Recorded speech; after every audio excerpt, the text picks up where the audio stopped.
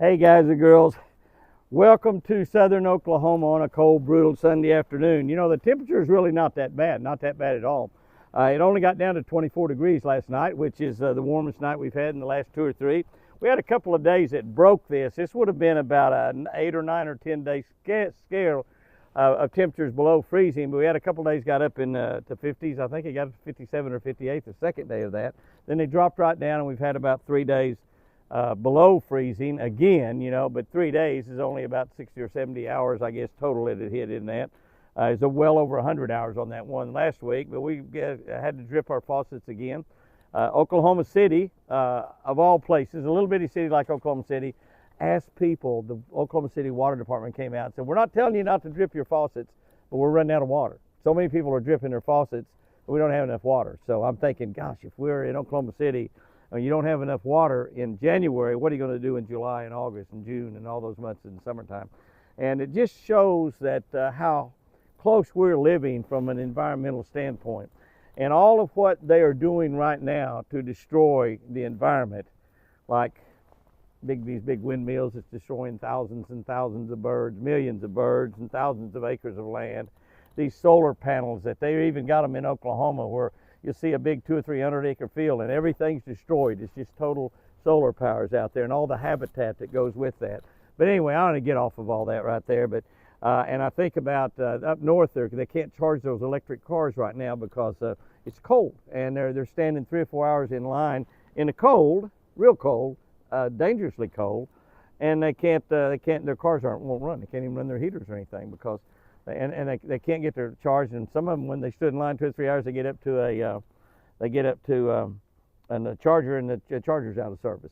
And I know we back in not too long ago, several years ago now, I guess it's been, but several years ago we had to stand in line for hours to get gasoline. So you know it could go both ways, obviously, but that's why we need it all. We need it all. It's what we need here in America.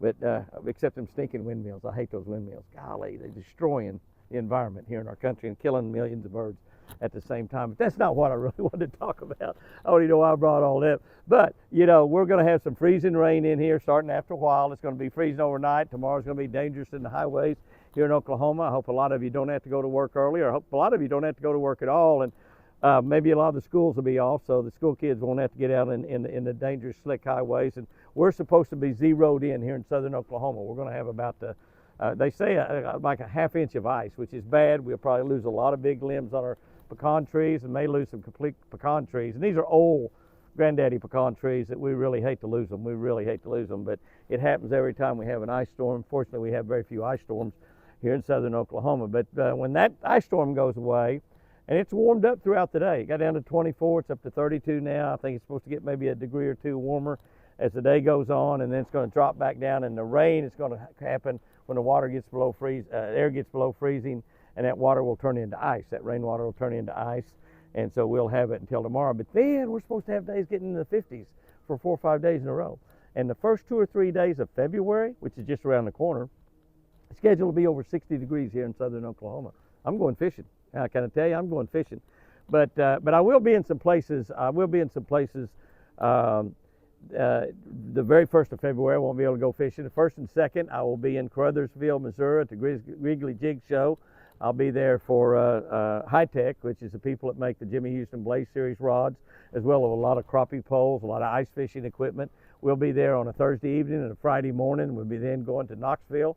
We'll be at a big men's conference there. I think that is First Baptist Church. I'm not exactly positive, but a big men's conference Friday and Saturday. We'll be there Saturday morning during the second day of that conference. The conference is Friday and Saturday, so that's where we'll be the first 2 or 3 days of February, 1st, 2nd, and 3rd. So we're looking forward to that. Looking forward to going to Knoxville and meeting with the men there and speaking there on a Saturday morning. Looking forward to listening to the other speakers that speak. These men's conferences I just love. There'll be great music. It'll just be an awful great conference. The deal there at Caruthersville Wrigley Jigs is just the most amazing show that I've ever seen. That's just all crappie tackle. It's all crappie tackle, and I'll be there with our high-tech crappie poles and all that kind of stuff, and Jimmy Houston crappie poles, and so you'll be able to pick up some of that there. The other thing I wanted to mention was we do have a deal going at jimmyhouston.com right now If you buy $50 worth of stuff, we're going to give you a free pair of Jimmy Houston sunglasses. Sunglasses like I got on right here, black and blue ones, and the Solar Rat sunglasses. $50 before taxes and shipping. We'll give you a free pair of Jimmy Houston sunglasses. So if you buy some, it doesn't take many lures these days to add up to $50. 8 or 10 lures to get you there. And of course, any rod and reel will just about get you there. Rod combos or spinning rod combos, casting rod combos, casting rods, whatever. So T-shirts, books, everything counts on that. A $50 purchase, as long as they last. We made a special purchase on a bunch of these just to give away. That's exactly what we got them for. So you'll be able to get that. The other thing I want to mention real quick here is that we're not too far away. We're already down to the last 10 days of the month. Remember, guys and girls, we're only less than 40 days away till March. We're talking about February 1st, 2nd, and 3rd being in the 60s. We'll have a lot of days in March in the 60s, some days in the 70s here in southern Oklahoma. And I know where some of y'all might live up north. February and March, still not springtime, but it is springtime here in southern Oklahoma. And we look forward to March 1. In fact, February 15th. From February 15th on, usually starts getting a little bit better. But we're getting close to the first of the month. We send out our Jimmy Houston Outdoors newsletter, and I haven't talked about it on social media in quite a while. We got 10 or 11 or 12,000 people receiving that newsletter right now. All we need is your email address.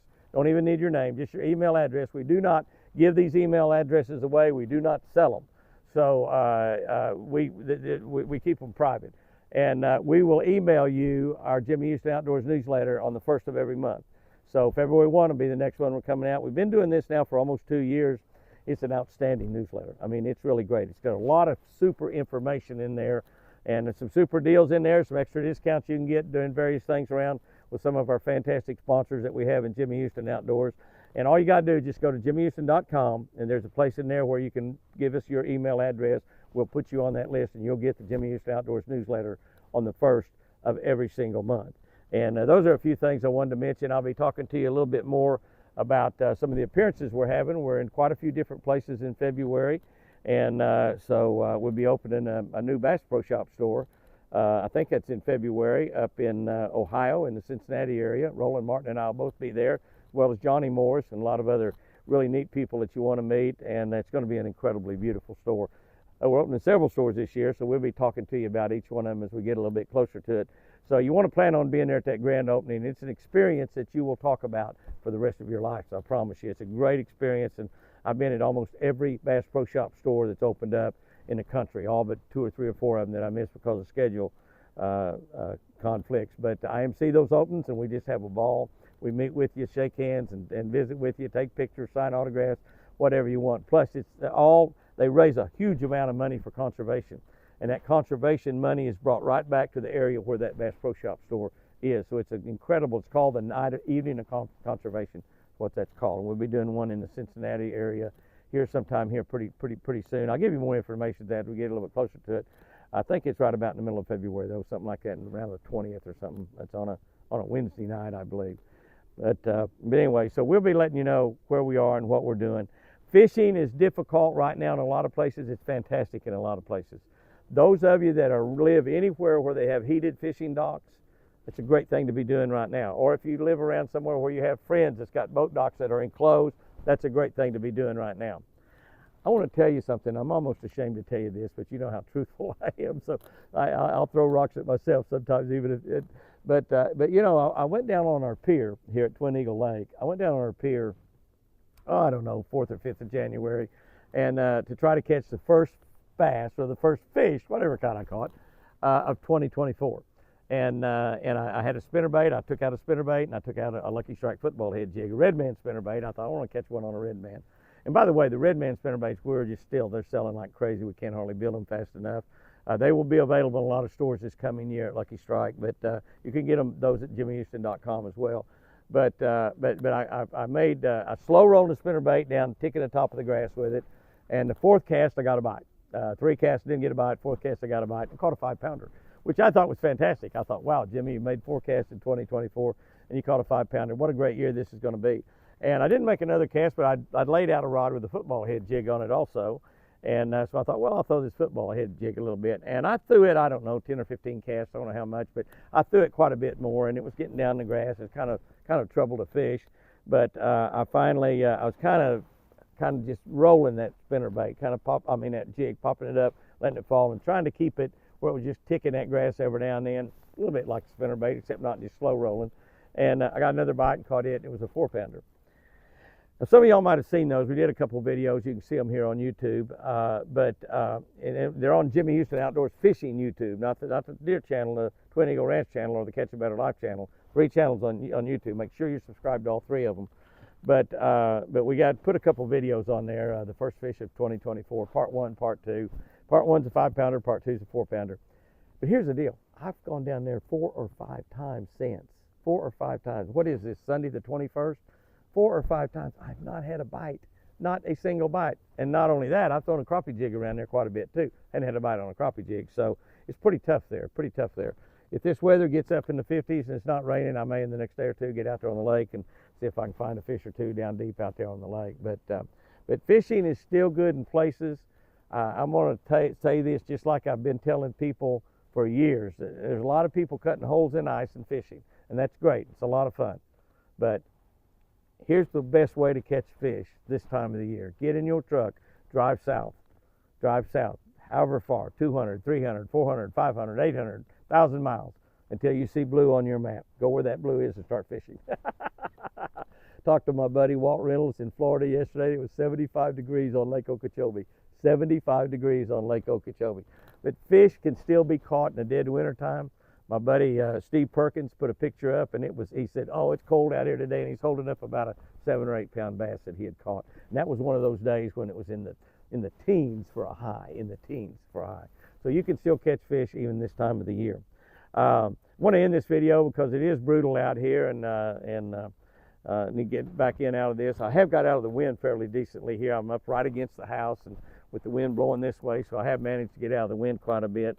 But our preacher today, and many times I think about on our Sunday afternoon talk that we do, Sunday afternoon chat, talk about some of the things that our preacher, Chopper McCartney, preached about at Midway Hills Baptist Church. And today he preached about our time, how important it was to make sure that we used our day for God, and we talk to God every day, and we include God in everything we're doing every single day. He talked about using our talents, and we all have. If you're a saved, born-again Christian, He's given you a gift. He calls that a talent. It's called a talent in the Bible, a gift. And it may not, but we think of talents as having a talent, being able to play a guitar or beat the drums or sing or do something like that, dunk a basketball. We think of those as talents, but talent is your gift, and the Bible tells it that those gifts may be encouragement, it may be love, it may be comforting, it may be preaching, it may be singing. You can have lots and lots of different types of gifts, but we need to be using those gifts for the glory of God, whatever they may be. Many people use those gifts to make a living out of. Preaching, as an example, is a gift. The preachers, and they make a living fishing, or preaching, fishing, being able to catch a lot of fish and fish successfully, that's a gift as well. But you need to be using your gift, whatever that might be. And if you're a saved, born-again Christian, God's given you a gift. Use that gift for the glory of God.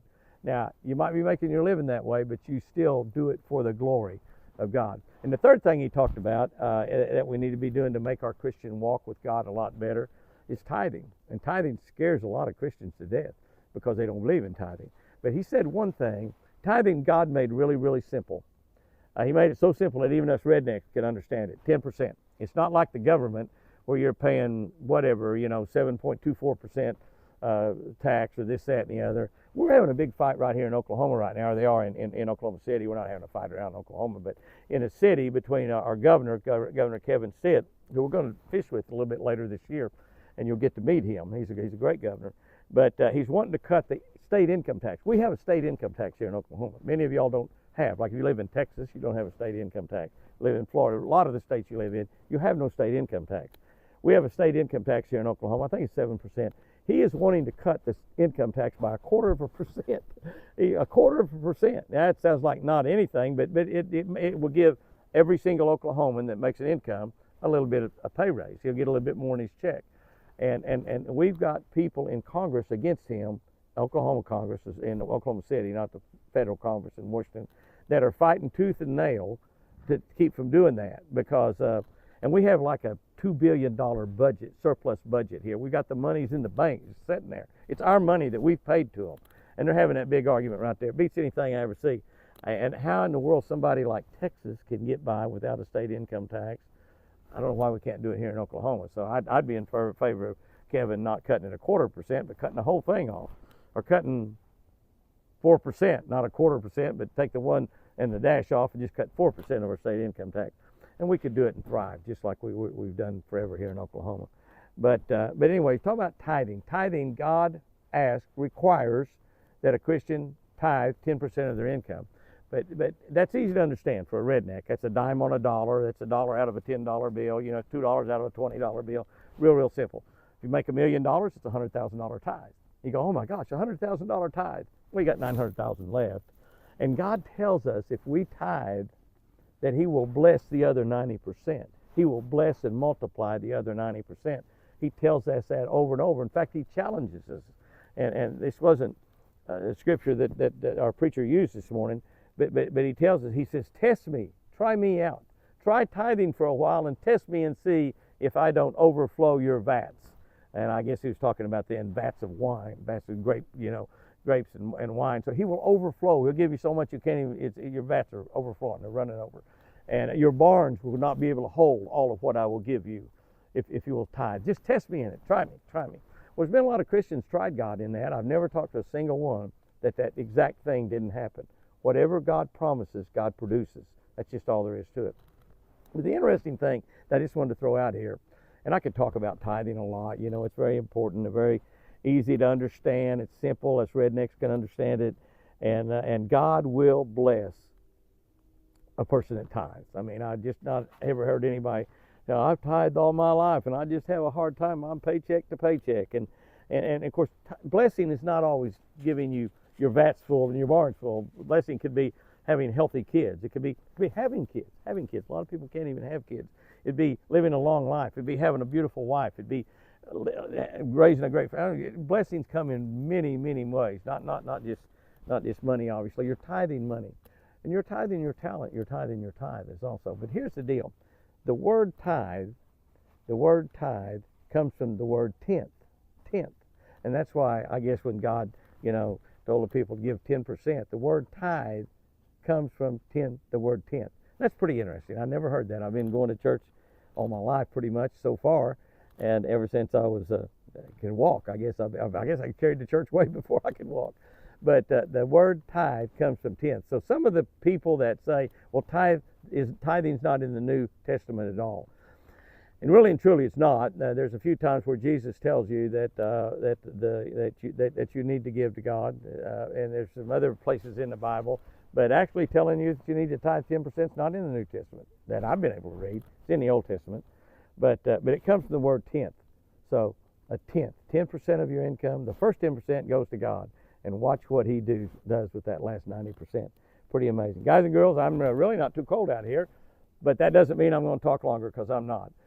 Be sure that you're subscribed to all of our YouTube channels. If you're on Facebook over there, thank you so much. We've got 660,000 people on Facebook, and I guess on all three channels together, 160 or 170,000 people on YouTube. But we love every one of you. We thank every one of you for being involved, and share this channel, particularly that Catch a Better Life channel, because that channel and what God will do in your life if you get involved in the Catch a Better Life channel on YouTube, 28,000 people on there, will absolutely change your life for the better. That's what God does. Nothing I do, nothing I say, it's what God does. And He'll make your life better. And you will have at least one scripture from the Word of God every single day. Guys and girls, go out there and have you a great one. Have a great week. It's going to warm up. We're less than 40 days away from March. And remember, I sure do love you.